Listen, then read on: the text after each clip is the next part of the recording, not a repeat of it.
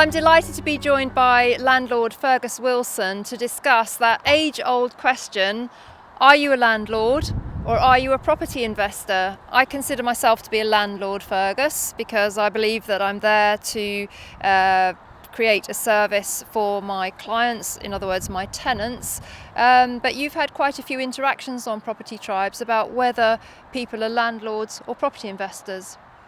Well, I'm a property investor, and I started off as a landlord. Rapidly realised I wasn't going to make the money as a landlord like I would do as a property investor. So you're talking about month-on-month cash flow from the rent is really how a landlord thinks? Well, a landlord is a person who makes his money out of rental income.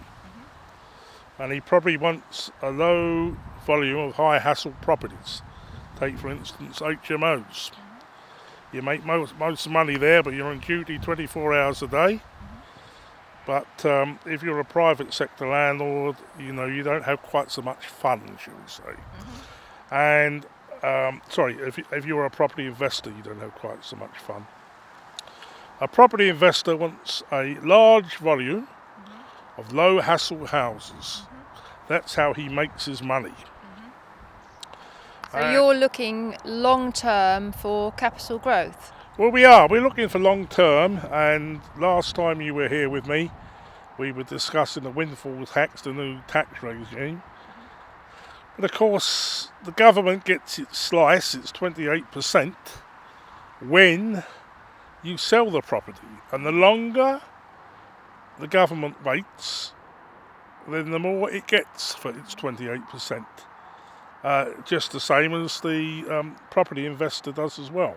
So very, very simply, if you are making money out of rental income, then you are a private sector landlord.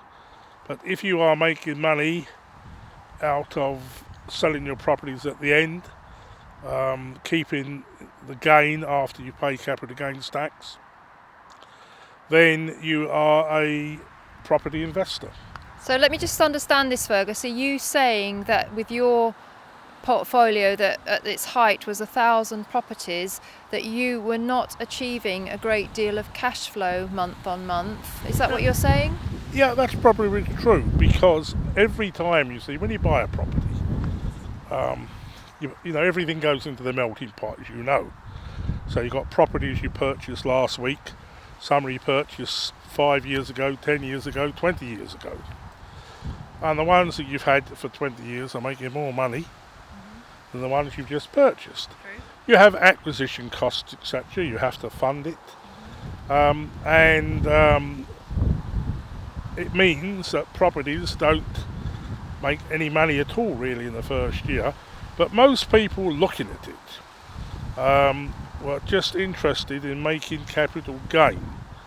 Now, if you went to buy a house, I don't know, 10 years ago, 8 years ago, something like that, the lender would say to you, right, the value of that house is so much, and your mortgage is going to come to £200 a week.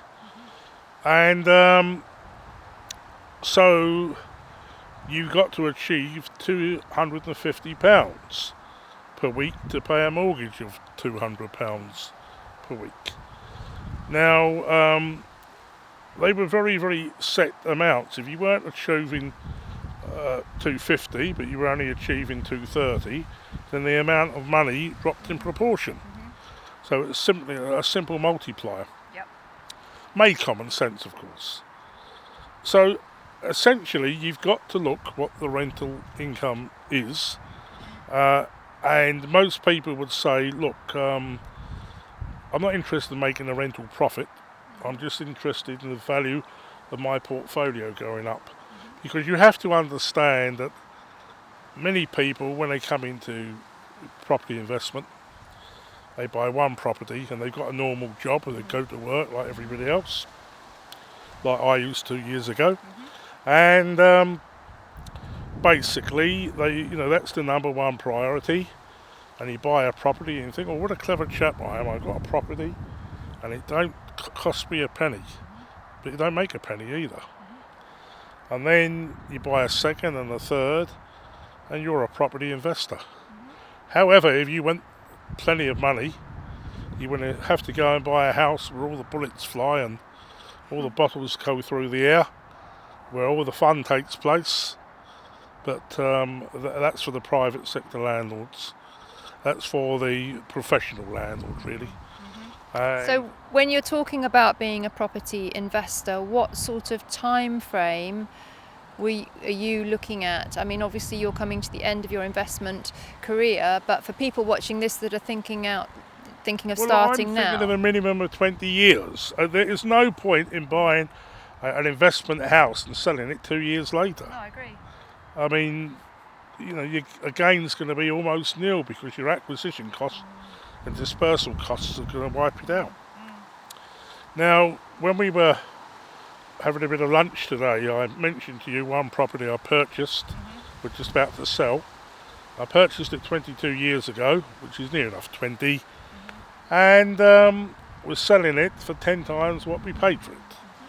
Now, there's an awful lot which I've purchased for 35,000, which are going for 350, or 20,000 are going for 200. It's all that sort of ratio, you see. And over 20 years, the properties have gone up. Well, crudely, they've gone up sort of 10%, 50% a year, haven't they? You see, if you look at the way they multiply, so you get a geometric progression, and before you know where you are, you've got a situation that they're 10 times as much. Now, some years are good, some are bad. You have your 7 years of good harvest, 7 years of famine if you read your Bible, as I'm sure you do. And it's the same with the property game. Sometimes they're doing well, other times they're not. Well, your debt, if you have mortgage debt, is also eroded by inflation as well over time as well. So do you think, Fergus, with this new tax regime, that we're going to see much less of the landlord mentality and more of the property investor mentality, not looking for cash flow, but looking for long-term capital gain? Yes, I do. Yes, I think that is the situation. If you're a professional landlord, you live for the moment. If you're an investor, you live for the future. Basically, the government wants people to investors to pay for accommodation for the poorer people that can't afford to buy. And so they must make it attractive, and they're not making it attractive the way they're carrying on with this tax regime at the moment. What they have to understand is this: people will buy properties, investment properties, and take a 0% return, knowing in 20 years' time they're going to get a good return. But the way it's going now, they're going to be losing money, some of them. And you have to live for the moment. You might lose money in one house, two houses, but you can't go on forever losing money. And so they'll say, no, this is not for me, we'll go into something else. I think, the mandarins who advise George Osborne and David Cameron haven't thought this one out too well. There has to be an answer. The government gets its money from capital gains when it sells in the fullness of time.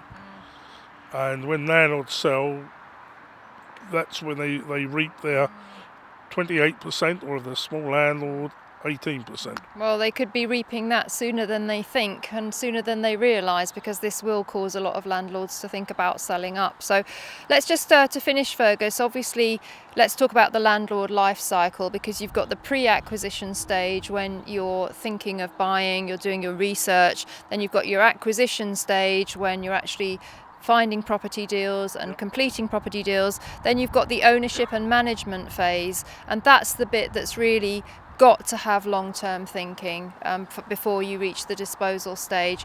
And I think as a landlord, I actually do think very long-term myself, even though I regard myself more landlord mentality than property investor mentality. But I think for any landlord thinking of entering the sector now, long-term thinking is absolutely crucial.